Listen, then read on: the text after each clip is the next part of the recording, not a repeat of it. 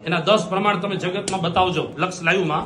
અને બીજું, આ પ્રમાણે કુમારિકા વ્રત ન કરી શકે એવું તમે કહેશો. શાસ્ત્ર કહે છે કુમારિકા વ્રત કરી શકે. કુમારિકા જો વ્રત ન કરી શકતા હોય તો આજથી બધા કથાકારોને બંધ કરી નાખી. શાસ્ત્રમાં શાસ્ત્ર આધારે કથા કરો.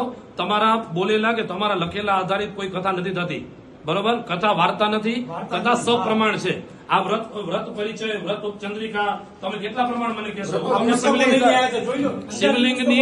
શિવલિંગને અડી ન શકે તો શિવલિંગને ખાલી સ્પર્શ ન કરી શકે ને કુમારિકા, એના માટે વ્રત છે. હું તમને બતાવું. ગૌરી વ્રત, આ બધા વ્રતો જે છે પ્રમાણ સહિત, એમાં કુમારિકા કરી શકે. ભાગવતજીનું પ્રમાણ છે કાત્યાયની મહામાયા માયુગંધીશ્વરી.